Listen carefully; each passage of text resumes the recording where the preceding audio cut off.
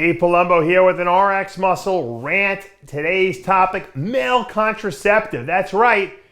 It's men's responsibility nowadays, it seems, to prevent pregnancy when it's not wanted anymore. Hey, I'm 51, I got 3 kids. I really don't want any more kids. My wife and I we're like, enough is enough, right?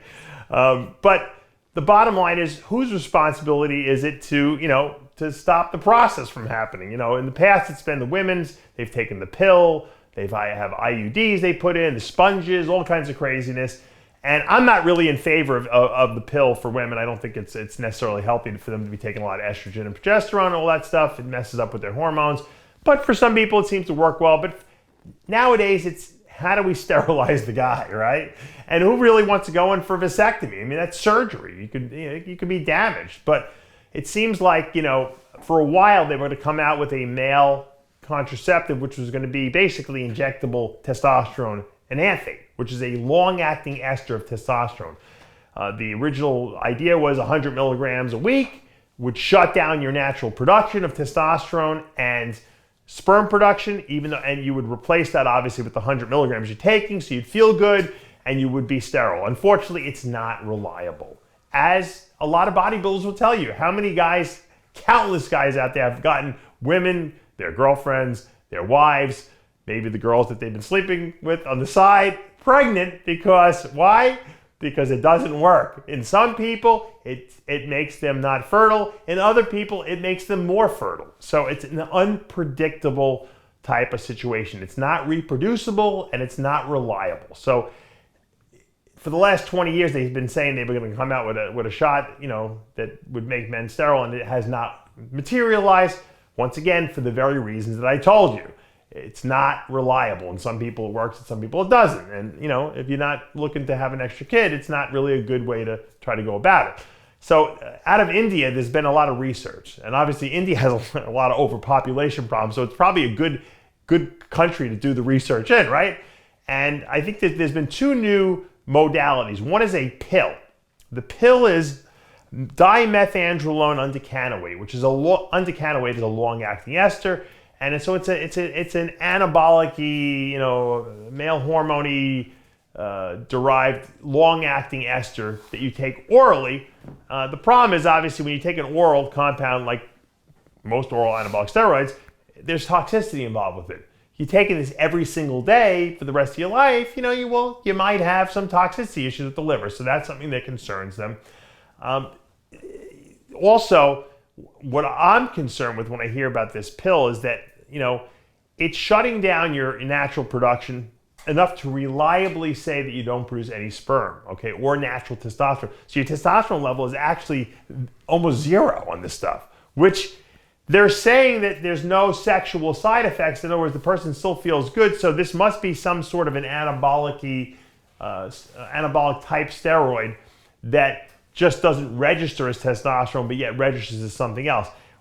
The problem is the something else. Is the something else enough to make you feel good, to be able to, as an athlete, train, get a good, healing response? Let's face it, testosterone is the most anabolic hormone available. So if you're not producing any of your own at all, even though you're taking something that's kind of replacing it, is it enough? Are you going to feel good? Are you going to be able to, build muscle? Are you going to be able to repair muscle as good as you were when you were natural, maybe, or on hormone replacement?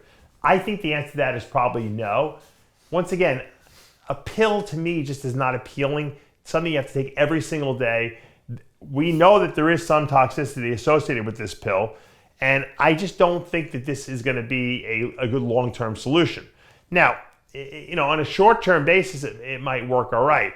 The people who are producing this drug say that it's safe, and they're saying that the compliance is better. But I always say, people don't like to take something every single day. They forget to take pills. And what if you forget to take your pill? Are you going to ultimately get someone pregnant because you miss a couple of pills, every week? Happens all the time, right? Women forget to take a pill and they wind up pregnant. So there is something there that is maybe not reliable, because it's something that needs to be done every single day. Now, there's another group in India that came out with another solution, which is a polymer. It's called styrene maleic anhydride. they actually inject, it's like they inject this stuff into your vas deferens, which is the, in your testicles, okay, you produce testosterone and it travels through the vas deferens, okay, into the urethra eventually. And so this is the tube that leads the sperm out of your testicles and out of your body ultimately. They inject this styrofoam. It's like, I have this warehouse here, and when I got the warehouse, there were like little drill holes in it and like screw holes, and the screws came out, and they had to actually seal it up. And they took this like foam and they squirted it in there, and it like expanded and it seals off the holes. That's what this stuff sounds like. They actually have to inject this into your vas deferens, which is into your penis essentially, okay, or in that area, into your testicle and scrotum for certain, and they gotta block these ducts. My problem with that, which is the same problem I have with vasectomy, is when the sperm wants to come out, it can't go out, it goes back the other direction. That just doesn't sound healthy. Now your body has to try to break down all this sperm that's like stuck and can't get out of your testicles. I don't care what any doctors tell you, that can't be good for you. Okay, number one, the styrofoam that they're putting in there, the liquid styrofoam that they couldn't to block off the vas deferens can't possibly be good for you. And then secondly, the fact that the sperm can't get out of there and they got to go back in and they stay in there and you're going to get this back pressure. Number one, it can't feel good. Number two, I'm telling you, it can't be good for you. I don't want to put a foo-foo on the male contraceptive, but they got to come up with a better solution than this. Come on, man. This is the year 2020 is coming up. They can't figure out how to make guys not be fertile without doing, serious science experiments with our testicles and with our, our stuff down there. Come on, man.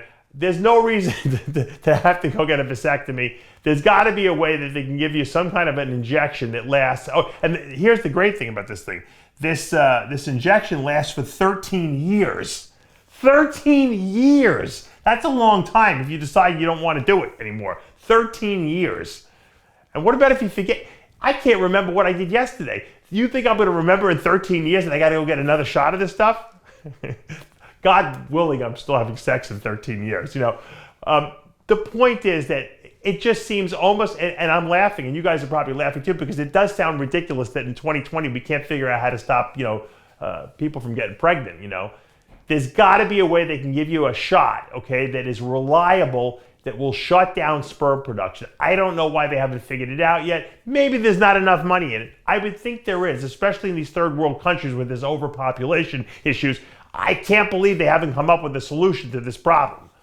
So if anyone out there has some brilliant ideas, let me know about it. I found out today, I'll talk about this in the future, Rand, about a cancer cure that people are using that's basically a $5 tube of something they use for deworming dogs. This stuff cures cancer. So who knows? Maybe we could find a male contraceptive in the food supply someplace. Maybe you drink a Diet 7-Up and it's a Diet 7-Up a day and you don't get your girl pregnant anymore. I don't know. I don't have all the answers. I just have a lot of questions. Dave Palumbo with another RX Muscle Rant.